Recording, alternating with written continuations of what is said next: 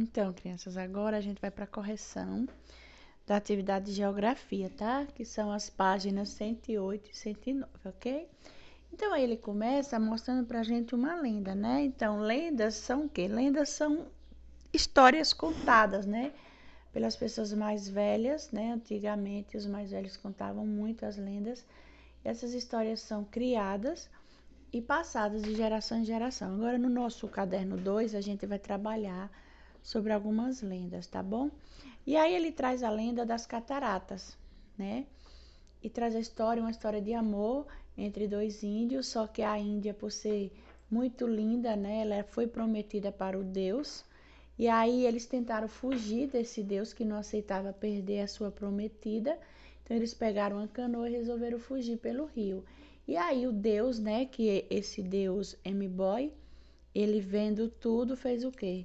Ele fez com que eles caíssem, né, numa fenda, num buraco, e ela desapareceu e ele foi transformado numa árvore, né? Segundo, num tipo de uma planta, uma palmeira, segundo a lenda. A lenda é que ela não está toda, ela está fragmentada, ou seja, só algumas partes. Se vocês quiserem conhecer essa lenda toda, vocês podem olhar na internet, que é muito interessante, tá?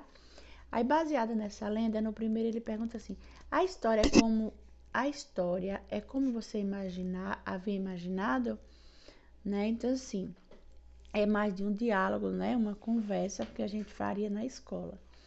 O segundo pergunta assim: os Caigangue, que é o tipo da tribo, né? Desses índios, os Caigangue são um povo indígena brasileiro. Na lenda aparecem outros nomes indígenas. Vamos identificar e dizer a quem se refere. Então, os nomes indígenas são esses aqui, ó, crianças. Eu até circulei, né? É Iguaçu, que é o nome do rio. M-Boy é o deus que tem forma de serpente. E Gobi é o cacique da tribo, o pai da Índia, muito bonita, que é Naipi. Naipi é a jovem filha do cacique, aquela que se apaixonou por Tarobá, né? Que era um jovem guerreiro, que também se apaixonou por Naipi. E aí, no terceiro, ele pergunta: o que essa lenda explica? Explica o quê? Essa lenda ela foi criada com a intenção de explicar a origem das cataratas do Iguaçu, né? Foi a intenção que eles tiveram, né, para criar essa lenda. E o quarto é: qual é a origem das cataratas de acordo com o texto? Então, eu vou ler aqui, tá? Que diz assim: Naipi e Tarobá fugiram no dia em que ela seria consagrada ao M-Boy, aquele deus em forma de serpente, fazendo com que ele ficasse muito furioso e fosse impedi-los. Como esse Deus tinha a forma de uma serpente, ele entrou na terra e, ao retornar ao corpo, produziu uma enorme abertura onde se formaram as cataratas, certo? E aí no quinto pergunta assim: leia abaixo a explicação geográfica para a formação das cataratas do Iguaçu. Então, aqui a história, até aqui o quarto a gente falou segundo a lenda.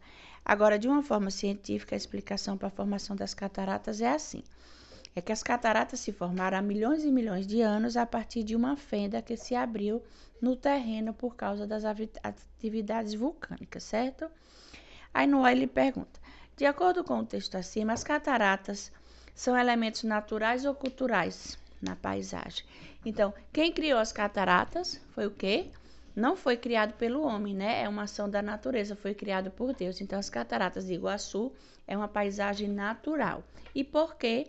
Porque não foram criadas pelos seres humanos, ok? E aí no B ele fala: existem semelhanças entre as duas explicações sobre a formação, a explicação da lenda e a explicação científica. Vocês acharam parecidas?